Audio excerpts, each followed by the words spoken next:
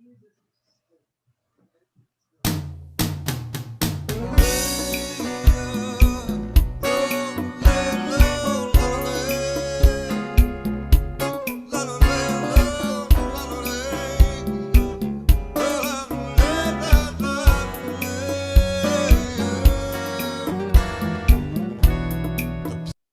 live with AirPlay 2020. AirPlay 2021. We're doing it. 21. We got to redo our sign, Rachel. Yes, we do. Darn it. Well, this is so wonderful to be able to keep doing this show year after year after year. It's great. I really want to say a thanks to our producer and to all the people that are involved, our co-host, and Joe Eisen for his lovely intro music, and all the wonderful playwrights, actors, and theater people that just have been part of our family. So thank you all. Today's show is by one of our regulars, one of our favorite playwrights, hailing from Berea, Kentucky, Trish Ayers. Here to introduce her work and tell us more about the show is Carrie Wesolowski. Hi, Carrie. Hi, Connie. How are you? Wonderful. What are you up to? Well, I am so excited. I'm honored to be part of Manhattan Rep Stories Film Festival, which is streaming worldwide this February. You know about it, Connie. You wrote it. Yeah. Simon Says, I'm actor and director in it. You can actually view Simon Says all month until February 28th, and you can vote online for us. And you can find us at manhattanrep.com/stories-film-festival-online. You can see that on the website too. So you can vote for us. You, Carrie, right? You're so visible. I love that. You guys are also visible online, and it's great because it just makes the world a warmer place. And today it really counts to be warm because it's cold, there's lots of snow, and we're still in COVID, and we need to reach out to each other heart to heart. We do, and have all these hearts around me too. And we're indoors. It's cold, almost 2 feet of snow outside the window. And finding ways to connect in art and theater is definitely the way we're reaching people's hearts. Absolutely. Well, without any more words from me, tell us about Trish Ayers and her play today. Okay, well, our play is Hang On to Your Hat. As you can see, I have my hat on, and I want to hang on to it with that blowing wind outside. And our playwright is Trish Ayers. She's an award-winning playwright with play readings and productions across the United States and Japan, and is the founder of Kentucky Women Playwrights Seminar, a 10-year playwriting writing project.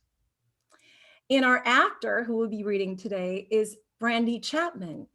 She's an actress, hi Brandy, and singer from Kentucky, having performed in the United States, Ireland, and Italy, and is currently devising her own pieces during this quarantine time. Our play today, as I said, is Hang On to Your Hat, and in it, a feisty Emmaline chases the elusive dollar. And now, without further ado, hang on to your hat. Better hang on to your hat. This New York wind, she takes a run down these train tracks and stirs up quite a commotion before she greets us here on this outdoor platform. Didn't I warn you? Don't stand too close to the edge. Hold on to your purse, too. I don't carry purses anymore. Too much temptation to fill them, I swear. Some of these purses these days are as big as the bags we used to pack when we went down to the shore for a long weekend. Why does a person need all of that junk just to go to the grocery? Here she goes again. Wind of stolen things. She's greedy. Reminds me of that day. I had to take a train out of the city to pick up the car. Yes, I know it's a bit far from the city to get a car fixed, but Henry would say, now Emmaline, Dan and I grew up together. We kicked each other's butts a couple of times, and then we decided we should start having some fun. That's when we became drinking buddies. Well, until you came along, sweetie. When Dan needed electrical work done, he called my dear Henry. When we needed anything done on a car, we called Dan. Now, Dan is old school and only deals in cash. No checks, no credit cards, and heaven forbid, none of those crazy debit cards. He was always good to tell us ahead of time how much the repair would cost. The morning I stopped by the bank, then withdrew $800. The transmission in our 92 Caddy had finally given up the ghost. Henry babied that car. It was the first new car we ever bought, and he was determined it would last as long as he did. It outlasted him. I imagine it's still going.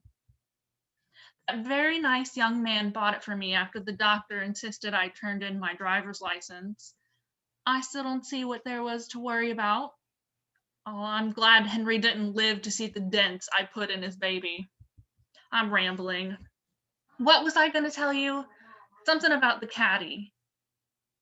Oh, yes, the first time I went to pick up the car from Dan's. It was usually Henry's job. I think he relished getting out of the city, spending some time with his high school buddy. Anyway, I put the $800 in the bank envelope and clutched it in my hand close to my chest. I wore my favorite hat to keep the sun off my face. That's one of my secrets to looking so young. By the time I hiked to that train platform, I was swearing like a chicken on butchering day. What? Sure, I know about chickens. I wasn't always a city girl. I wondered what made me think I could ever make such a trip. I might have been a little miffed with Henry for leaving me behind to fend for myself. But I did okay. I made it all the way out here by myself. That day made me wonder why I hadn't been more adventurous. When the kids were little, Henry and I would always take them to see the Macy's Santa. Heck, I might even go downtown on my own to watch the parade this year. Since Henry passed, well, I found I can do so much more than I ever imagined. The world has changed, not like when I was growing up. You young women have continued to open up so many doors for all of us. For me, even though I thought I was too old. Anyway, I was lost in my thoughts thinking about my next adventure when a gust of that greedy wind lifted my hat off my head. It flew off my head and I had to chase it down to the platform. Just as I reached for my hat, that tricky wind blew up again and grabbed the envelope with the money. Now, of course, she had to stir up a little more fun and sucked out the full $800 with one huge gust, gathered it to her on the train track. You can see how much of a drop that it is. But that didn't stop me. No siree. I wasn't going to let that greedy wind take off with my money, so I jumped right down on the tracks. I didn't break a leg, my hip, or nothing. I did feel a bit of a twist on the ankle, but it was nothing as I watched my money flying down the track. Everyone on the platform was screaming at me, telling them to let the money go. I wonder if they would have said that if it was their money. I started grabbing at the money like I was on one of those game shows with a glass room filled with money, and you try to grab as much as you can in a minute. I had a whole 5 minutes before the next train was coming, so I had to get busy. I grabbed the first $20 bill and stuffed it in my vault. There are advantages to having large attributes. Then another one blew by me and I snatched it. Only $40, only $760 to go. Then that tricky wind must have thought it was too easy for me and she blew. All the money started heading for Connecticut. I said a desperate prayer and darn if the wind didn't turn. She clobbered me with $20 bills. I grabbed and stuffed a 20. I grabbed and stuffed another. All while people hollered at me to get off the track. The wind blew again and I chased the remaining $720 as they scattered. I ran and grabbed another 20, stuffed, only $700 to go. I darted and chased, grabbed 3 at a time, less than $600 to retrieve. Then the wind teased me. I lunged for a particularly clumped up $20 bill. Just as it was in my grasp, the wind blew it down the tracks. People got louder. I ignored them as I chased another bill. I grabbed 5 more bills and stuffed them before they could escape again. Still missing over half, I booked it down the tracks and picked up 4 that got snagged in the ties. I was so close to having my car repair money. We worked hard for that money. Another bill fluttered in the air and I took off after it. Got it in my hand, stuffed it in for safety. I chased the bills. The crowd roared, the train whistle blew. I kept grabbing and stuffing until I was only short $100. I felt the vibration on the tracks.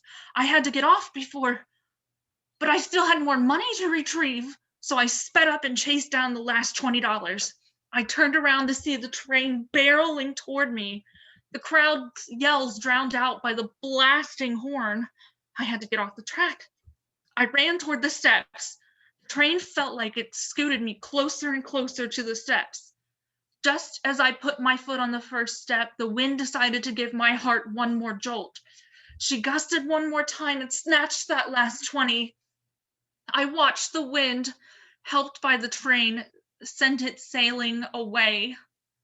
The train screeched to a halt, not a foot in front of my exhausted body. I had to make a choice. Give up searching for the last $20 bill and try to catch the train. Goodness knows where that last bill had blown off to. It could have been in flight to Delaware. The crowd roared. I had a boatload of steps to climb to get back onto the platform, and the train doors were closing. The crowd hollered to the conductor to open the door. I bolted up the steps, headed toward the train. A young girl stood in the doorway, almost daring the door to close on her. With my last burst of energy, I climbed aboard. I was huffing and puffing. A nice young man stood up and gave me his seat. I gave him an exhausted smile. Couldn't give him a proper thank you because I was needing to catch my breath after everything I'd been through. I looked up to see another young man with a $20 bill in his hand. "I think this is yours, ma'am." Taken aback by his kindness, I asked his name. He told me Henry. My Henry was always good to support me when I was on the right track.